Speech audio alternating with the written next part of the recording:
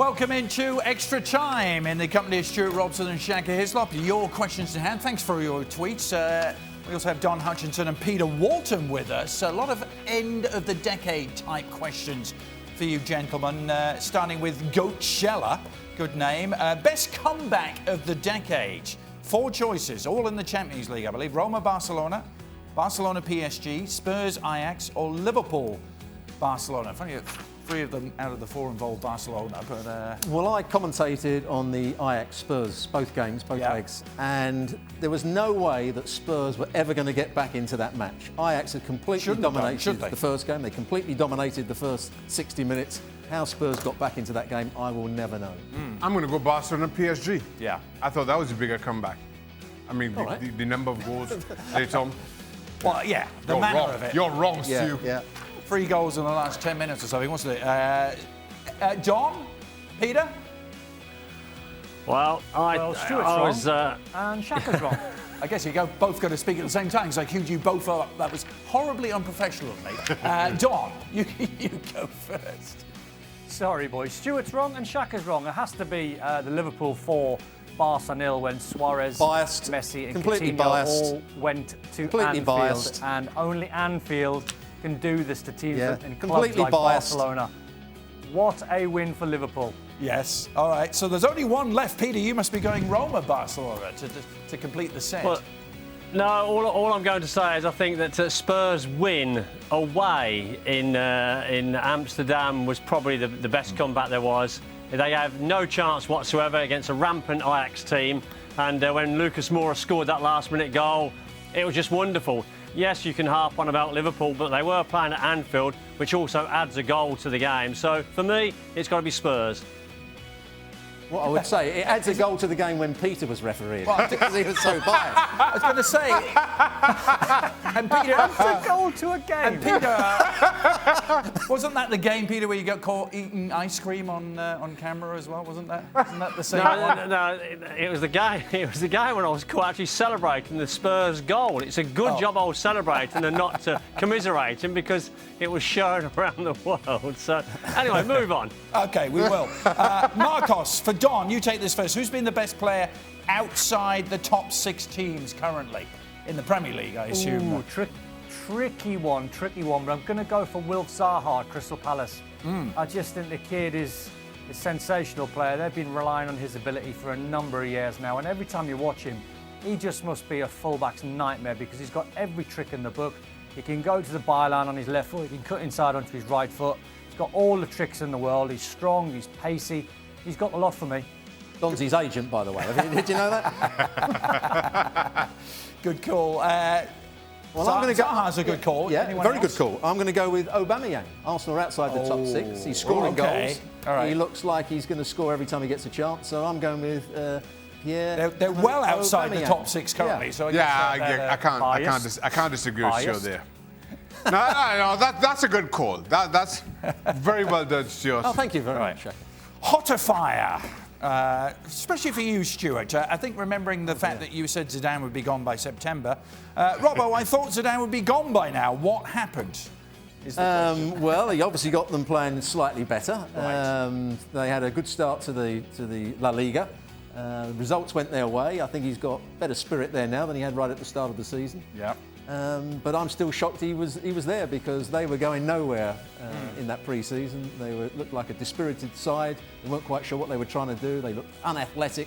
But he's turned it around, and good luck to him.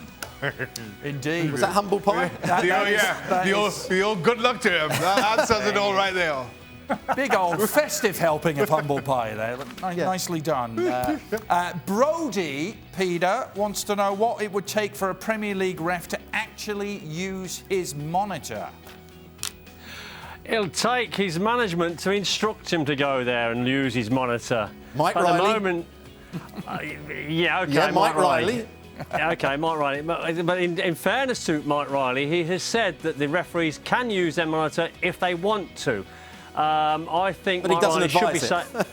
I think Mike Riley should be saying to the referees, "You will use the monitor." Then we'll see it being used. Yeah. Peter, Stewart on previous shows has suggested Mike Riley is sitting on somewhat of a hot seat. Previous shows, well, every chance he gets. Every chance he gets. He says Riley should be gone. Do you concur?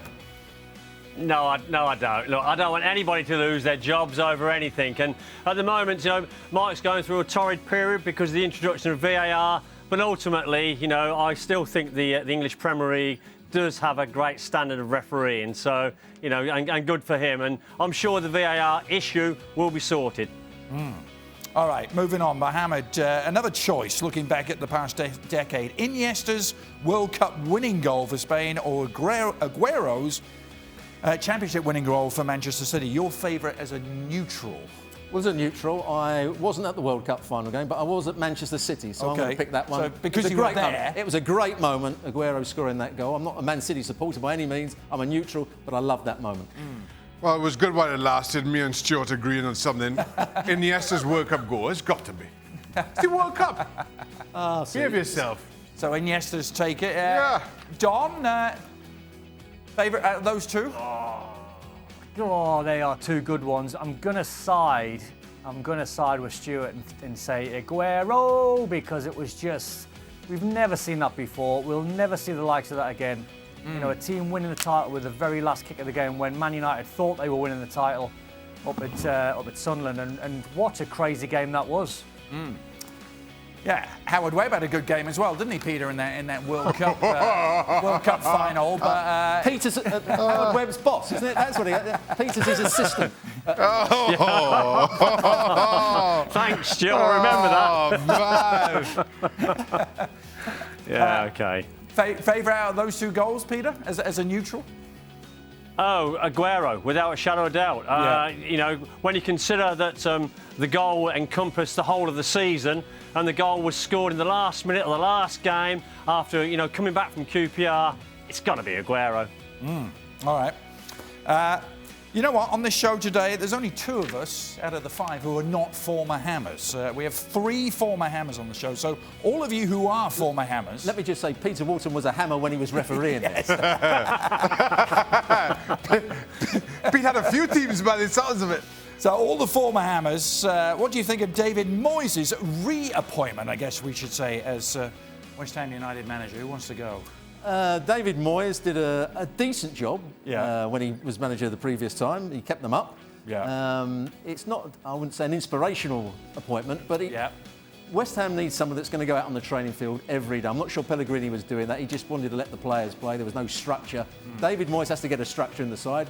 I'm not sure the West Ham fans are going to be pleased with the style of football, but they need to get themselves out of trouble. David Moyes could be the new Sam Allardyce and just comes into clubs and tries to get them out of trouble. Again, Shaka, again. Yeah, I'm going to go with uninspiring but expected. Who would you have loved to have seen? Pep Guardiola. Little Dwight York. Pep Guardiola, I think, is the right man for Rafa Benitez would be. Rafa Benitez. I think Pep would do well. Perfect for West Ham. At the Olympic Stadium. He'd love it. John, are you as unimpressed as these two? No, I'm impressed actually. I was listening to David Moyes' press conference today, and he said the time that he was out of work, he was working with the Red Bull group, and he's going to try, not so much in the short term, but in the long term, to try and make West Ham a young side again. Loads of kids coming through the academy. That is obviously not on his brief at the moment. And when you analyse the squad that he's got an amazing squad. When you think of Sebastian Haller, Yarmolenko, Philip Anderson, Lanzini, Declan Rice, Mark Noble. Can they get in the top four as you predicted, Don? Can they get into the top four as you predicted? I think they just can, mate. If they go on a run now, they can just make it. It's mathematically possible. Finally, we go to Kartik again. He's written a lot of questions, so we thought we'd give him two Kartik, again. I guess you are disqualified from answering this, Stuart. For the rest of you, who's more grumpy in general, Robbo or Craig? It's a simple choice. Wow. Yeah, that's a very simple choice.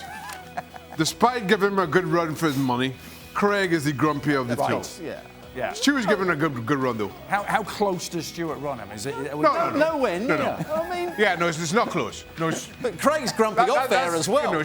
Me saying Stewart is close is a relative term because let's be honest, Craig's grumpy. Yeah.